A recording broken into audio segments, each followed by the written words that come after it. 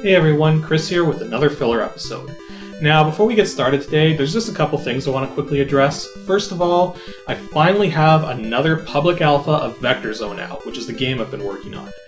I know it's been several months since the last one, but remember, I had to get rid of that spinning camera that was making people dizzy, and I had to redesign the heck out of everything, but it is finally back on track. So if you want to check it out, head on over to www.pixelships.com/vzone. And again, it's a public alpha, so don't expect any real gameplay yet. But believe me, it is coming. The other thing I wanted to quickly address is that a number of people have asked since my last filler episode why I'm not on YouTube. Well, I'm going to make this simple. I don't like YouTube. Now don't get me wrong, some people have good experiences with YouTube, and I'm pretty sure that if I was on YouTube, I'd have even higher viewership numbers. But I still don't like YouTube. I could sit here for like an hour going on about why I don't like it and still only graze the surface, so I'm gonna spare you guys all that. Really, that's all it comes down to. Anyways, what I wanted to talk about today is a particular game that I have. Now, some of you may recall back in my filler about the different consoles that I have, I made a casual mention that Final Fantasy III for the SNES was the most valuable game in my collection. And happens to be this one right here. Now, normally this goes for about $60 to $100 on eBay and places like that. So, yeah, it's pretty valuable. But then I discovered, when I was doing research for my 100th episode of Ancient DOS Games, that this game, right here, Bubble Bobble Part 2, is actually pretty valuable in itself. Now, this happens to be one of the last games to come out for the Nintendo Entertainment System, so that's part of the reason why it's hard to find. But, yeah, it's only really an average game. It doesn't really reach the same standards of the original game. Like, I mean, really, how valuable could it possibly... Holy crap! Okay, then. I guess this is the most valuable game I have. By quite a bit. So I've had this since I was 12 years old. I had no idea it was so valuable. So, I figure, since it is the most valuable game in my collection, why don't we take a look at it today, just to give it some props.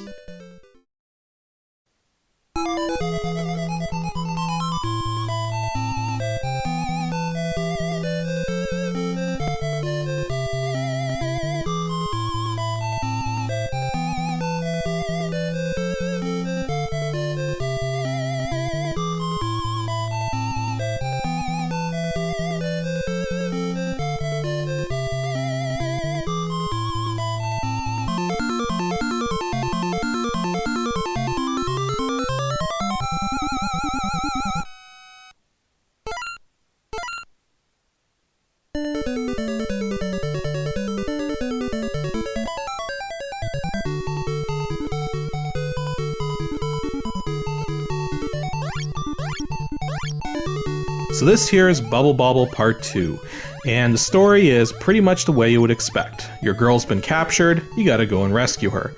Though one thing that's kind of curious is that the two-player mode is turn-based, unlike previous Bubble Bobble games, or just about any of them really, where you play as both at the same time. So that is one big difference. I think they probably did it that way because they were running out of time. This ended up being one of the last NES games. They figured, we got to get this game out before it becomes impossible to even sell it. As far as the gameplay is concerned, it actually plays pretty much as you would expect. And the gameplay, the graphics, the music, all of it's pretty solid. It's just, it kind of feels like a bit of a generic game, really. Like, I mean, you know those kinds of games where you sit down, you play through it, and then you're like, that was a good game. And then you never play it again? That's pretty much what this one's like. I mean, it's fun for a playthrough, but chances are you're not going to go back to it once you're done. As far as the content of the game, there's quite a number of enemies this time around. For instance, you have most of the original enemies, but then there's also a ton of new ones too, and even bosses and mini-bosses. And some of the new ones have some interesting features too, like some that will climb around the walls and ceilings, or some that actually shoot rocks at you but then become tiny so they can't shoot again for a moment. And there's even some that actually make more enemies, like these tree stumps that spawn these sort of insects that fly after you. Though unlike the enemies though, the selection of items present is not very good. Like, I mean, in previous Bubble Bobble games, there's a huge number of items in every one of them. But in this one, there's only like 15 or 16 different items, and maybe a couple more. It's just, there's not that big a selection, and all of the levels can only show one item. Granted, the idea of scoring items has pretty much been removed from the game, so the only items you really see are items that actually give you powers. In fact, if you destroy multiple enemies in a row, it doesn't change the kind of scoring items you get, it just simply makes different scoring items based on each kind of enemy destroyed. The level design is pretty clever though. Like, I mean, some of these levels, you have to take advantage of Bubby's new ability to actually charge up his bubble attack. But if you charge it up long enough, he'll start floating and following the air currents of the level. So by doing this, you can actually get yourself through the passages that are normally, well, yeah, you're never gonna get through that one just jumping on bubbles. You gotta charge up your attack, wait for you to start floating, and then float through the passage there. Now, the mini-bosses are fought with your main bubble attacks, but the main bosses are fought by collecting special potions so that you breathe different kinds of bubbles that you can use against the bosses. Now, all the different kinds of bubbles are still here, like the thunder bubbles that have the thunderbolts come out, and the water bubbles that drain water everywhere, or the fire bubbles that actually drop fire that spreads and kills enemies that walk over top of it. But there's also 3 new ones in the game too. There's ion bubbles, which create these little ion particles that drop down. Tornado bubbles, or they could be whirlwind bubbles, but in either case, they make these little whirlwinds just sort of spin upwards. They're kind of like the water bubbles, just upwards instead of downwards. But then you also have these star bubbles, and these things are freaking powerful. I mean, just one will release these star pulses that spin around and spread everywhere, and pretty much everything just dies when you pop one of these. So they don't appear in many of the levels for that reason, but for the levels they do appear in, touching one of these pretty much guarantees you'll win the level.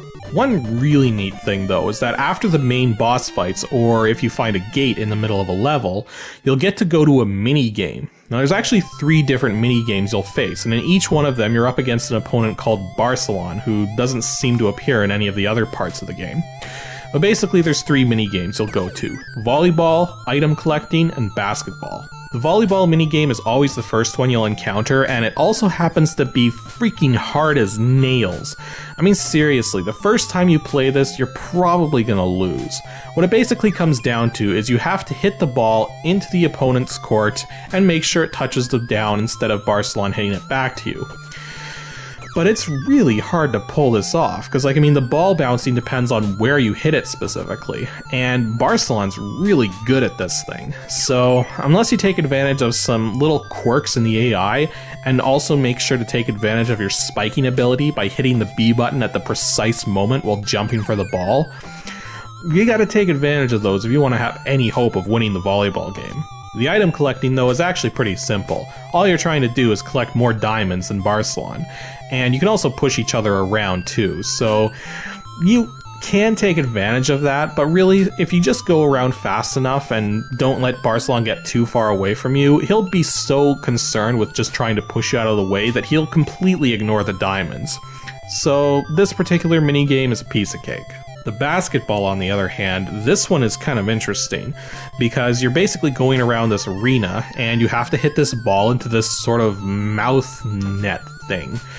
But the thing is that Barcelon's not even that good at this game, and chances are neither will you be, because it's just full-on contact. You're pushing each other out of the way, trying to hit the ball around. Really, don't be surprised if this game ends and neither player has a score. This thing's just a free-for-all. Yeah, I don't really have too much else to say about the game. Like, I mean, it may be a bit average, but, you know, it's still a fun playthrough at least once, so if you get a chance, I'd say check it out. But considering how expensive it is, don't be surprised if you never lay your eyes on this game. Anywho, that's all for today's filler, so make sure you stay tuned for the next one, a couple Saturdays from now. Got something pretty epic to show you guys, so make sure you stay tuned for it.